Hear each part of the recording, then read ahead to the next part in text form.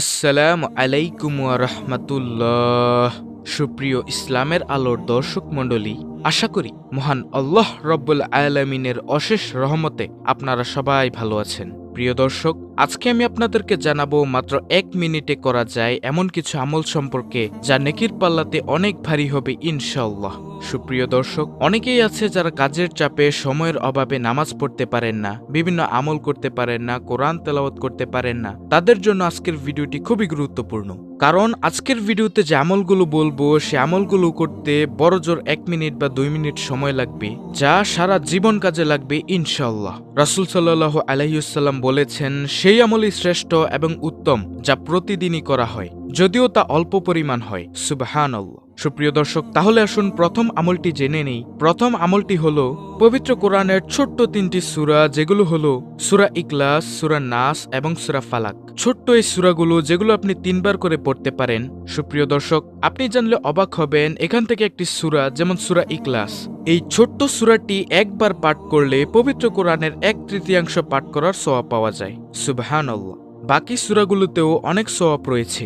এ বিষয়ে রাসূল সাল্লাল্লাহু আলাইহি ওয়াসাল্লাম বলেছেন, যে ব্যক্তি সকাল ও বিকাল এই 3টি সূরা পাঠ করবে, এটা তার জন্য যথেষ্ট হয়ে যাবে, এবং সে ব্যক্তি এই 3টি সূরা পাঠ করলে জাদুটোনা জিনপরি থেকে হেফাজত থাকবে। এছাড়াও রয়েছে অসংখ্য সওয়াব। দ্বিতীয় আমলটি হলো আস্তাগফিরুল্লাহ, অর্থাৎ বেশি করে তওবা ইস্তেগফার পাঠ করা। রাসূল সাল্লাল্লাহু আলাইহি ওয়াসাল্লাম প্রতিদিন কমপক্ষে 100 বার করে আস্তাগফিরুল্লাহ অর্থাৎ এই ইস্তেগফার পাঠ করতেন, এবং সাহাবায়ে কেরামগণকে বেশি বেশি পাঠ করার জন্য উদ্বুদ্ধ করতেন। বুখারী শরীফ, মুসলিম শরীফ। প্রিয় দর্শক, এই ইস্তেগফার মানে আস্তাগফিরুল্লাহ, এই ছোট্ট শব্দটি পাঠ করলে আল্লাহ এমনভাবে রিজিক দিবেন যেন বৃষ্টির মতো রিজিক বর্ষিত হতে থাকবে। এগুলো মন গড়া বানানো কথা নয় প্রিয় দর্শক, এজন্য আস্তাগফিরুল্লাহ পড়তে ভুল করবেন না, কারণ সাথে সাথে আল্লাহ তাআলা গুনাহ মাফ করে দেন। আল্লাহু আকবার। প্রিয় দর্শক, তৃতীয় আমলটি হলো ছোট্ট একটি দোয়া, যেটি হলো আল্লাহুম্মা ইন্নী আসআলুকা ইলমান নাফিয়া ওয়া রিজকান তাইয়্যিবা ওয়া আমালান মুতাকাব্বালা। অর্থ, হে আল্লাহ, আপনি আমাকে উপকারী পবিত্র ইলম দান করুন এবং পবিত্র রিজিক দান করুন এবং কবুলযোগ্য আমল প্রার্থনা করছি।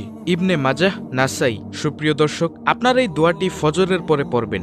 সুপ্রিয় দর্শক, 4 নম্বর আমলটি হলো আয়াতুল কুরসি। আয়াতুল কুরসি হলো সূরা বাকারার 255 নং আয়াত। রাসূল সাল্লাল্লাহু আলাইহি ওয়াসাল্লাম বলেছেন, সূরা বাকারার এমন একটি আয়াত রয়েছে যে আয়াতটি পুরো পবিত্র কোরআন শরীফের নেতা স্বরূপ, যা পরে ঘরে প্রবেশ করলে শয়তান বের হয়ে যায়। সেটা হলো এই আয়াতুল কুরসি। অন্য হাদিসে রাসূল সাল্লাল্লাহু আলাইহি ওয়াসাল্লাম বলেছেন, যে ব্যক্তি প্রতি ফরজ নামাজের পর আয়াতুল কুরসি পড়বে, তাকে মৃত্যু ব্যতীত অন্য কোনো কিছু বেহেশতে যেতে বাধা দিবে না। সুবহানাল্লাহ। রাসূল সাল্লাল্লাহু আলাইহি ওয়াসাল্লাম আরো বলেন, যে ব্যক্তি এই আয়াতুল কুরসি সকালে পড়বে, বিকাল পর্যন্ত জিন শয়তান থেকে আল্লাহর আশ্রয়ে থাকবে।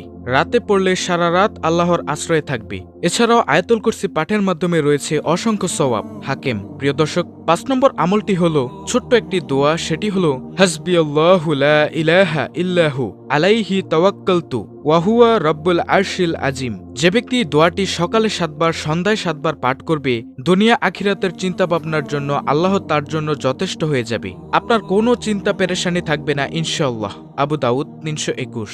6 নম্বর আমলটি হলো সকালবেলা আপনি পাঠ করবেন, রাদিতু বিল্লাহি রাব্বাও ওয়া বিল ইসলামি দিনা ওয়া বি মুহাম্মাদিন সাল্লাল্লাহু আলাইহি ওয়াসাল্লাম নাবিয়্যা ওয়া রাসূলাহ।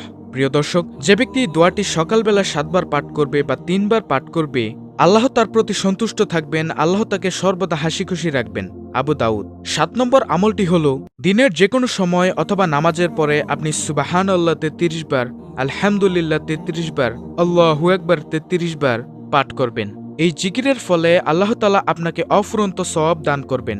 হাদিস শরীফ। 8 নম্বর আমলটি হলো, এই দোয়াটি আপনারা অনেকেই শুনেছেন নিশ্চয়ই, ছোট্ট একটি দোয়া, সেটি হলো লা ইলাহা ইল্লাল্লাহু ওয়াহদাহু লা শারীকা লাহু লাহুল মুলকু ওয়া লাহুল হামদু অহুয়া আলা কুল্লি শাইইন কদির। প্রিয় দর্শক, এই দোয়াটি পাঠ করলে আপনি শয়তান থেকে নিরাপদে থাকবেন। এছাড়াও রয়েছে অসংখ্য সওয়াব, যা নেকির পাল্লায় অনেক ভারী হবে। আবু দাউদ, বুখারী। এছাড়াও আপনারা বেশি বেশি দুরুদে ইব্রাহিম পাঠ করবেন। দুরুদে ইব্রাহিম হলো যে দুরুদটি আপনারা নামাজের মধ্যে পড়েন, সেটা পড়বেন। দুরুদ শরীফ পাঠ করলে আল্লাহ ও রাসূল সাল্লাল্লাহু আলাইহি ওয়াসাল্লাম খুশি হয়ে যান, 10টি গুনাহ মাফ করে দেন, 10 বার রহমত নাজিল করেন, 10 বার নেক নজর দান করেন। এছাড়াও সূরা ফাতিহা অর্থাৎ আলহামদু সূরা পাঠ করবেন। তারপর দিনের যে কোনো সময় পড়তে পারেন সুবহানাল্লাহি ওয়া বিহামদিহি সুবহানাল্লাহিল আজিম। রাসূল সাল্লাল্লাহু আলাইহি ওয়াসাল্লাম বলেছেন, দুনিয়া ও দুনিয়ার মধ্যখানে যা কিছু আছে তার থেকে শ্রেষ্ঠ দুটি বাক্য হলো এই দুটি বাক্য। এটা চাইলে 100 বার পড়া যায়। যে ব্যক্তি দোয়াটি